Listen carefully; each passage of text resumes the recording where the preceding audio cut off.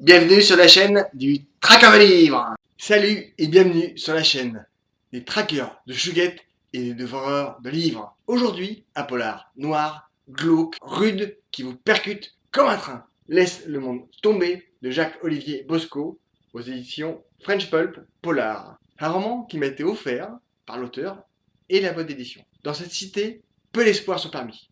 Depuis longtemps, les tours vivent en autarcie, oubliés pour mieux cacher les aberrations d'un système vicié par les hommes malhonnêtes. Pour les habitants de la cité, pas d'horizon à part des bars et du gris. Aucune vue qui ne propose autre chose que leur quotidien, encerclés par des barres d'immeubles où même les lois sont réinventées. Un ciel sans étoiles, sans espoir. Pour ceux qui vivent, un seul objectif, en partir. Pour ceux qui restent, pas de rêve, il faut faire avec. Dans cette banlieue parisienne, un meurtre atroce est commis. On suit Jeff, Hélène et Tracy, deux flics de quartier et un flic qui traque les bandes organisées. Jeff et Hélène ont été salement malmenés par la vie. Ils sont appelés sur la scène d'un crime. C'est un gamin qui a été retrouvé mort, le corps démembré, puis tué par un chien. Tous ceux arrivés sur place ont rendu ce qu'ils avaient dans le ventre. À ce stade, la scientifique ne trouve rien. Les tours grondent et peuvent exploser à tout moment. Chacun se soigne comme il le peut.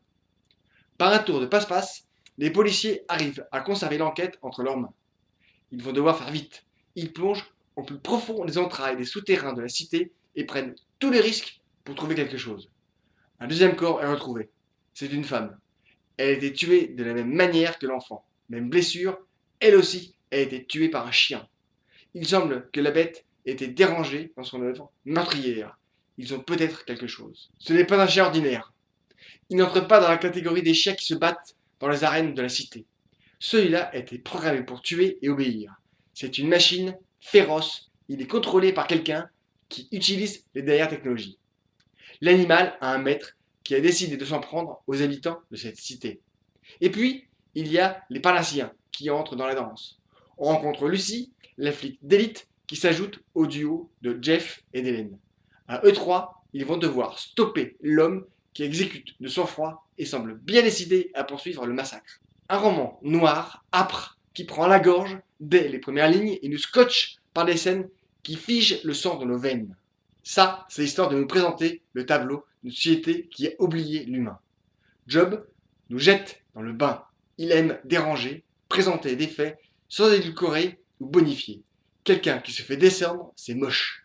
Mettre des mots sur des faits aussi insupportables qu'ils soient les rend réalistes. La société préfère les rendre plus jolis pour en faire de l'art. La mort reste la mort. Quand elle est violente, elle est plus sanglante et plus agressive. Elle a une odeur, des bruits. Encore une fois, Bosco se place là où on ne l'attendait pas. Il décide de montrer une France que l'on cache sous le tapis. J'avais complètement craqué pour Brutal et Coupable. Et voilà qu'il nous propose quelque chose d'encore très différent. Il propose de nombreux personnages. Je dois reconnaître que pendant que Job installe tout ce petit monde, il m'est arrivé de me mélanger un peu les crayons. Là encore, il faut faire confiance en l'auteur. Quand tout le monde est en place, il lance les turbines. Le jet nous embarque dans une série de loopings dont on sort groggy. La deuxième partie du roman permet de densifier les protagonistes et de mieux les comprendre. La dernière partie nous embarque dans un finish plein de sauvagerie, de folie, où tout le monde se réunit pour sauver ce qui peut l'être. C'est aussi un moyen de poser devant nos yeux les tenants et les aboutissants de l'histoire complète. Bosco donne des informations sans donner un avis plutôt qu'un autre. Il donne des faits et propose des personnalités qui ont été confrontées à des actes violents et qui les ont transformés.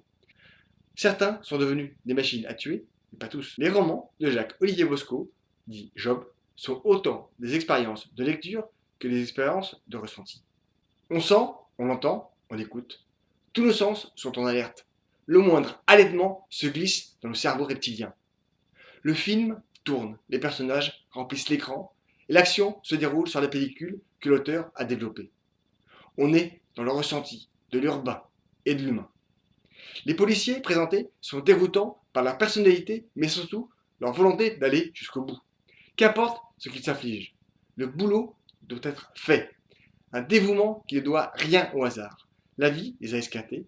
Malgré cela, ils veulent vivre et se rendre utiles.